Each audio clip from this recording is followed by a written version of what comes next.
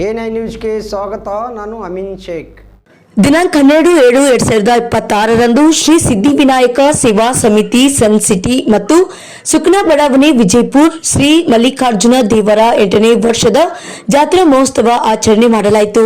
ಈ ಸಂದರ್ಭದಲ್ಲಿ ಅಧ್ಯಕ್ಷರು ಶ್ರೀ ಮಲ್ಲಿಕಾರ್ಜುನ್ ಬಿರಾದಾರ್ ಹಾಗೂ ಉಪಾಧ್ಯಕ್ಷರು ಸಾಬು ಕರಿಗಾರ್, ಕಾರ್ಯದರ್ಶಿಗಳು, ಸಮಿತಿಯ ನಿರ್ದೇಶಕರು, ಸರ್ವ ಸದಸ್ಯರು, ಬಡಾವಣೆಯ ಗುರು ಹಿರಿಯರು ಈ ಸಂದರ್ಭದಲ್ಲಿ ಉಪಸ್ಥಿತಿಯಲ್ಲಿ ಶ್ರೀರಾಮ್ ಕುಮಾರ್ ಇವರು ಸುಮಾರು 175 ಪುಸ್ತಕಗಳು, ಕೃತಿಗಳನ್ನು ಬರೆದು ಕರ್ನಾಟಕದ ಸಾಹಿತ್ಯ ಲೋಕಕ್ಕೆ ಅಪಾರವಾದ ಕೊಡುಗೆ ಕೊಟ್ಟ ಹಾಗೂ ಜಿಲ್ಲಾ ಕನ್ನಡ ಸಾಹಿತ್ಯ ಪರಿಷತ್ ಮೈಸೂರು ಇವರಿಂದ ರಾಷ್ಟ್ರ ಪ್ರಶಸ್ತಿಯನ್ನ ಪಡೆದು ಮಹನೀಯರಾದ ಹಿರಿಯ ಸಾಹಿತಿ ಶ್ರೀರಾಮ್ ಕುಮಾರ್ ಇವರನ್ನ ಆಹ್ವಾನಿಸಲಾಗಿದ್ದು ಮಹನೀಯರಿಗಾಗಿ ಸನ್ಮಾನಿಸಿ ಗೌರವಿಸಲಾಯಿತು. ಶ್ರೀಯುತ ಹಂಚಲಿ ಇವರು ಅತಿ ಅದ್ಭುತವಾಗಿ ಉಪನ್ಯಾಸವನ್ನ ಭಕ್ತಾದಿಗಳಿಗೆ ನೀಡಿದ್ರು. ತಾಮ್ರವನ್ನ ಬೀಸ್ತಾ ಇದ್ದಾನೆ. ಸೂರ್ಯಚಂದ್ರರು ಆರತಿಯ ತಿಲಕವನ್ನು ಇಡ್ತಾ ಇದ್ದಾರೆ.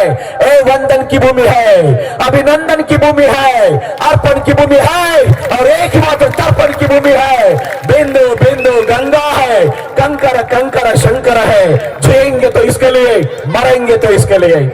ನಾನು ಬದುಕೋದಾದ್ರೂ ಈ ದೇಶಕ್ಕಾಗಿ, ನಾನು ಸಾಯೋದಾದ್ರೂ ಈ ದೇಶಕ್ಕಾಗಿ. ಸತ್ತ ಮೇಲೆ ನನ್ನ ದೇಹದ ಆಸ್ತಿಗಳನ್ನ ಗಂಗೆಯ ನದಿಯ ನೀರಿನಲ್ಲಿ ತೇಲಿ ಬಿಟ್ಟಾಗ ಹರಿದು ಹೋಗುತ್ತಿರುವ ನನ್ನ ಆಸ್ತಿಗಳಿಗೆ ಹೋಗಿ ಒಂದು ಸಾರಿ ಕಿವಿಗೊಟ್ಟು ಕೇಳಿ ಅಲ್ಲಿಂದ ಬರುವ ಒಂದೇ ಒಂದು ಮಾತು, ಅದು ಭಾರತ್ ಮಾತಾ ಕಿ ಜೈ, ಭಾರತ್ ಮಾತಾ ಕಿ ಜೈ. ಇದು ನನ್ನ ಭಾರತ. ಯಾಕೆ ರೋಮಾಂಚನ ಆಗ್ತಾ ಇದೆ ಅಲ್ವಾ? ಯಾಕೆ ನಾವೆಲ್ಲ ಹೆಮ್ಮೆ ಪಡಬೇಕಾಗಿದೆ ಅಂದ್ರೆ, ಹೊರ ಜಗತ್ತಿನವರೆಲ್ಲ ಭಾರತದ ಬಗ್ಗೆ ಹೆಮ್ಮೆ ಪಡ್ತಿರ್ಬೇಕಾದ್ರೆ ನನ್ನ ದೇಶದ ಯುವ ಜನತೆ ಈ ನೆಲದ ಅನ್ನವನ್ನ ತಿಂದು ನೀರು ಕುಡಿದು ಭಾರತಕ್ಕೆ ಧಿಕ್ಕಾರವನ್ನ ಕೂಗಿ ಇನ್ನೊಂದು ದೇಶಕ್ಕೆ ಜೈಕಾರವನ್ನ ಹಾಕ್ತಾ ಇರುವಾಗ ನಮ್ಮ ಯುವ ಜನತೆಯ ಹೃದಯದಲ್ಲಿ, ನಮ್ಮ ತಾಯಂದಿರ ಎದೆಗಳೊಳಗೆ, ಅವರು ಬೆಳೆಸುವ ಈ ಮಕ್ಕಳ ಎದೆಯೊಳಗೆ ಇದು ನನ್ನ ಭಾರತ ಅನ್ನುವ ಅಭಿಮಾನವನ್ನ ಸಂಸ್ಕೃತಿಯನ್ನ ಉಳಿಸುವ ಬಹುದೊಡ್ಡ ಕೆಲಸವನ್ನ ಈ ಬಡಾವಣೆಯ ಜನ ಮಾಡ್ತಾ ಇದ್ದೀರಿ.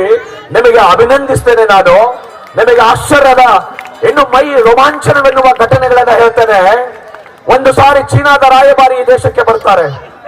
ಅವರನ್ನ ಹೋಗಿ ಹೀಗೆ ಒಂದು ದೇವಸ್ಥಾನದ ಮುಂದೆ ನಿಲ್ಲಿಸ್ತಾರೆ. ಎಲ್ಲರೂ ದೇವಸ್ಥಾನದ ಒಳಗೆ ಹೋಗುವಾಗ ನಿಮ್ಮ ಪಾದರಕ್ಷೆಗಳನ್ನ ಹೊರಗೆ ಬಿಡಿ ಅಂತ ಅವರಿಗೆ ಒಂದು ಮಾತನ್ನ ಹೇಳ್ತಾರೆ. ಸರಿ, ಎಲ್ಲರೂ ಪಾದರಕ್ಷೆಗಳನ್ನ ಬಿಡ್ತಾರೆ. ಆ ಚೀನಾ ದೇಶದ ಯಾತ್ರಿ ಇದ್ರಲ್ಲ, ಅವರ ಕಾಲುಗಳಲ್ಲಿ ನೋಡ್ತಾರೆ, ಕಾಲುಗಳಲ್ಲಿ ಪಾದರಕ್ಷೆಗಳು ಇರಲಿಲ್ಲ. ಆಶ್ಚರ್ಯ ಆಗುತ್ತೆ.